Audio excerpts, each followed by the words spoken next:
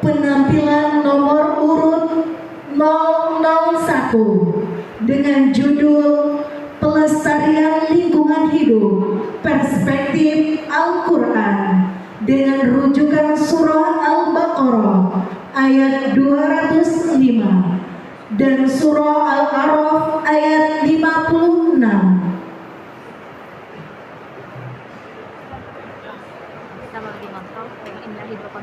Apa nih?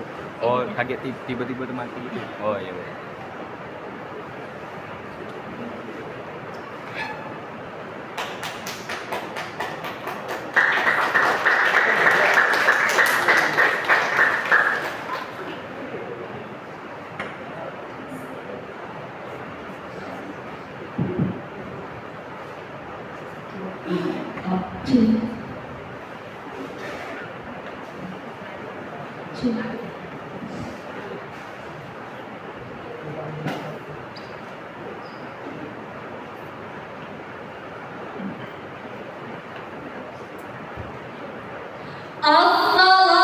Assalamualaikum warahmatullahi wabarakatuh.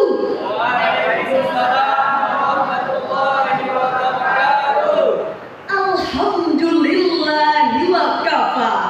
Wassalatu wassalamu ala nabiyil mustafa wa ala alihi wa ashabihi ahli sidqi wal wafa. Amma ba'du. Yang kami muliakan Ketua dan anggota Dewan Hakim, hadirin jamaah Syarhil Quran di bumi Sailun Salimbai yang kami banggakan. Rasulullah sallallahu alaihi wasallam bersabda, "Man kanat lahu ardu falyazra'ha aw liyamnaha akhahu fa in aba falyumsik ardah." Barang siapa ada memiliki tanah, maka hendaklah ia tanami atau serahkan kepada saudaranya untuk dimanfaatkan.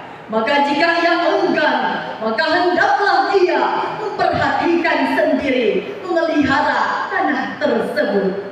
Berdasarkan hadis tersebut, hadirin, mengandung makna tentang spirit Islam dalam menjaga pelestarian lingkungan dan sumber daya alam berkelanjutan atau sustainable. Namun tidak sedikit kita melihat, hadirin, adanya manusia mengeksploitasi alam secara berlebihan yang mengakibatkan kerusakan hutan, penggunaan satwa pencemaran udara, dan ketidakpastian iklim. Karena itu, hadirin, pemikir Muslim Nasir Hamid Abu Zaid mengusulkan resakralisasi semesta alam sebagai alternatif untuk menolak pandangan barat yang mekanistik. Betul, hadirin? Pandangan ini memicu tanggung jawab moral dan spiritual untuk pelestarian lingkungan. Untuk itu, izinkan kami menyampaikan syarahan Al-Quran dengan judul Pelestarian Lingkungan Hidup Perspektif Al-Quran. Quran Surah Al-Baqarah ayat 205 berikut ini. أعوذ بالله من الشيطان الرجيم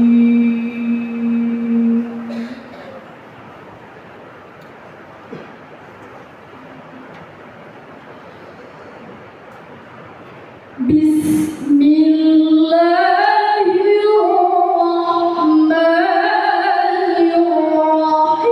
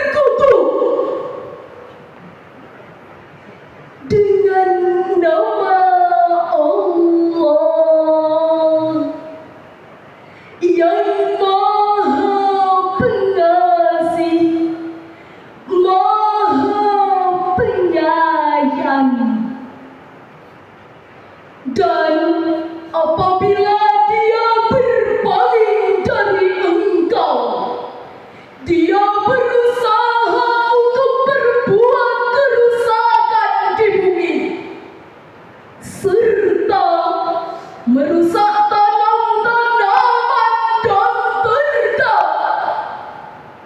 Sedang Allah tidak menyukai kerusakan. Hadirin yang berbahagia, Imam At-Tabari dalam tafsir Jami'ul Bayan fi Ta'wilil Quran menjelaskan, wa idza tawalla sa'a fil ard liyufsida fiha wal ma'niyu fil ayatil ahnas fi ihraqihi zar'a wa qatlihi al-humura qala ghairu walakinnaha sarat ammatan li jami'in nas.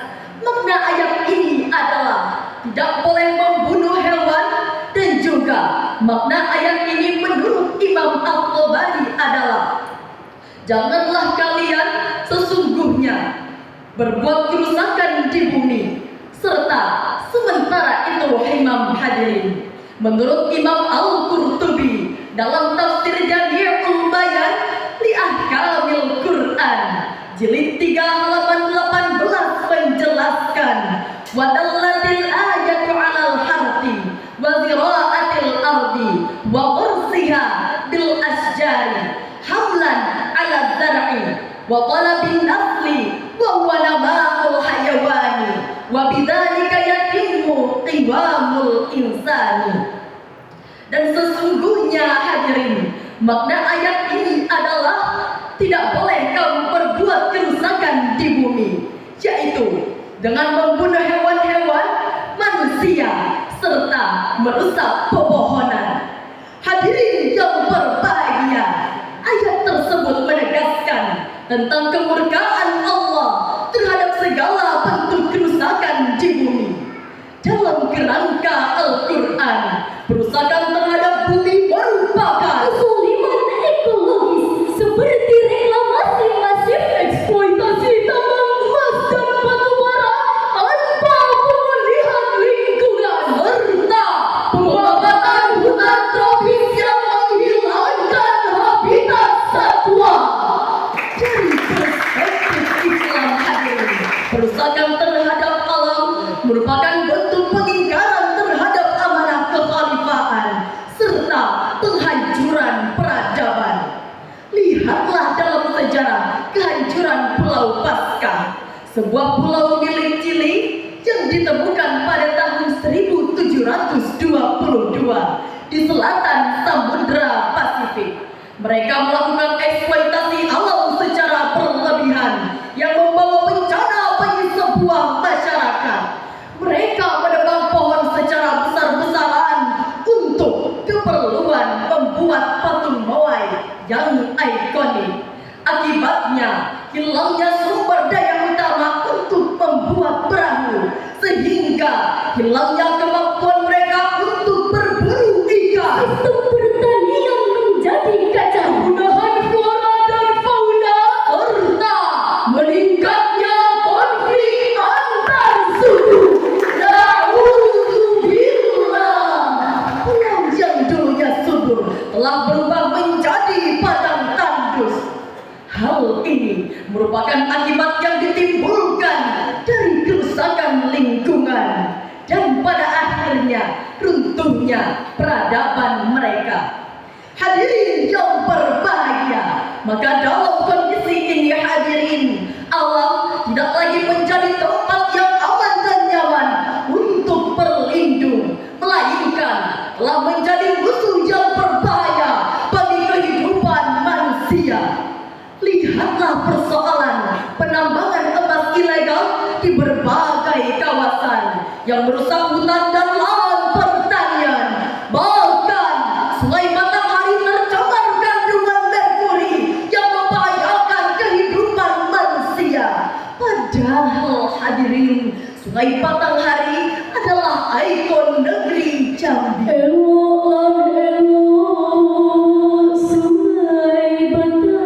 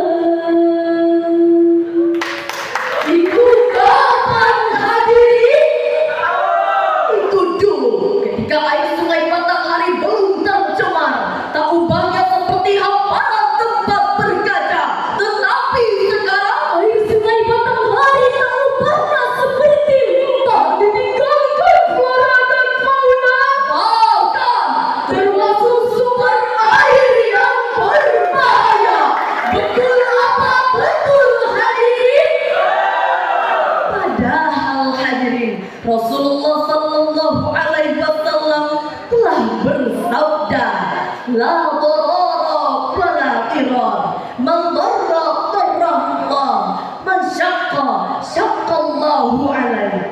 Tidak boleh membahayakan diri sendiri dan tidak boleh membahayakan orang lain. Barang siapa yang membuat bahaya, maka Allah akan berikan kemudaratan pada dirinya. Barang siapa yang menyusahkan orang lain, maka Allah akan menyusahkan dirinya. Lalu bagaimana sesungguhnya hadirin pelestarian lingkungan hidup menurut konsep Al-Quran? Hal ini dijelaskan dalam Quran surah Al-A'raf ayat 56 berikut ini. ولا تفسدوا في الأرض بعد إصلاحها وادعوه خوفا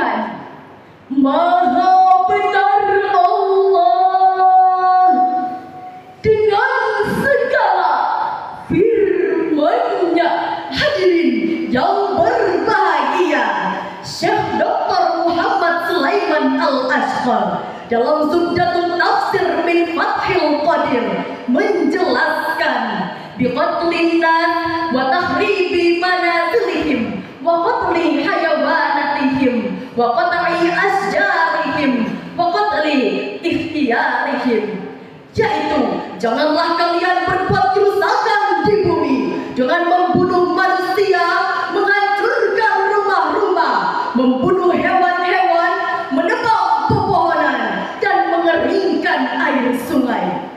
Sementara itu hadirin, dalam tafsir As-Sam'ani karya Imam Abu Muzaffar As-Sam'ani mengutip perkataan Tabi'in At-Tahar, minal fasadi fil ardi tahwirul miyah wa qata'ul asjarul musmirah.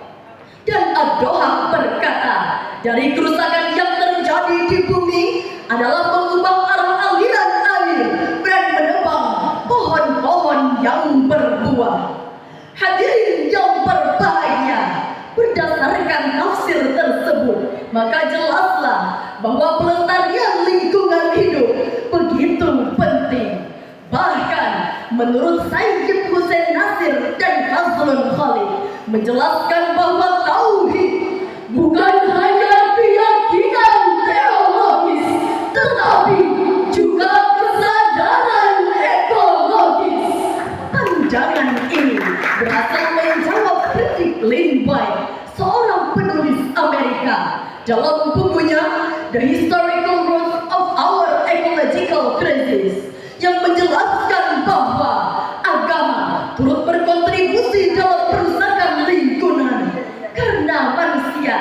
diberikan kekuasaan untuk menaklukkan bumi dan menguasai segala isinya. Hadirin, pandangan ini merupakan pandangan yang keliru. Agama khususnya Islam melihat Allah bukan hanya sekedar benda mati, melainkan ayat-ayat Allah. Oleh karena itu hadirin, dalam menyelamatkan bumi harus menjadi bagian yang tak terpisahkan dari tauhid. Dalam kaitan ini, Menteri Agama Republik Indonesia mencanangkan penguatan ekoteologi. Gagasan utama ekoteologi sesungguhnya adalah membangun mindset, bukan hanya sekedar gerakan simbolik Penanaman pohon dengan jumlah jutaan hanya untuk mendapatkan liputan dan tepuk tangan agar pejabat tidak hilang jabatan. Hari ini pohon ditanam, Besok tidak disiram, akibatnya pohon layu tidak berkembang. Betul hadirin? Padahal hadirin, Rasulullah Sallallahu Alaihi Wasallam telah mengingatkan, ma min muslimin yarisu warsa aw yazra'u zar'a fayakulu minhu thair aw insan aw bahima illa kana lahu bihi sadaqah. Tidaklah seorang muslim menanam pohon atau menanam tanaman lalu dimakan oleh burung, manusia atau hewan, melainkan hal itu menjadi sedekah baginya.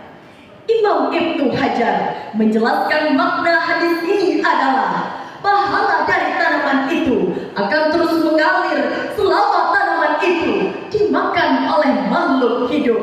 Walau mata zari'uhu aw warisuh, walaupun si penanam telah meninggal dunia ataupun kepemilikannya telah berpindah kepada orang lain. Hadirin dan jamaah Syarhul Quran rahimakumullah, dalam halaqah internasional yang dilaksanakan pada 4 Oktober 2025 berkumpul sejumlah ulama besar dunia untuk membicarakan persoalan pelestarian lingkungan. Di antaranya guru besar Universitas Ibnu Tufail Maroko, yaitu Profesor Maryam Eid Ahmed. Beliau menjelaskan hukum memelihara lingkungan adalah wajib. Hifzul bi'ah min jihadil a'dam. Oleh karena itu hadirin, pelestarian lingkungan hidup dapat dilakukan melalui beberapa langkah konkret. Pertama, dengan pengembangan teologi hijau atau the green theology. Kedua, mendorong Universitas Islam di Indonesia untuk merumuskan secara sistematis fikih al-bi'ah atau fikih lingkungan. Ketiga, membentuk badan syariah pengawasan lingkungan. Dengan demikian akan tercipta pelestarian lingkungan dan pembangunan yang berkelanjutan atau sustainable development goals. Dari syarahan yang kami sampaikan dapat diambil kesimpulan bahwa sesungguhnya pelestarian lingkungan merupakan tanggung jawab kita bersama, karena bukan tugas kemanusiaan tetapi juga pesan ketuhanan. Wabillahi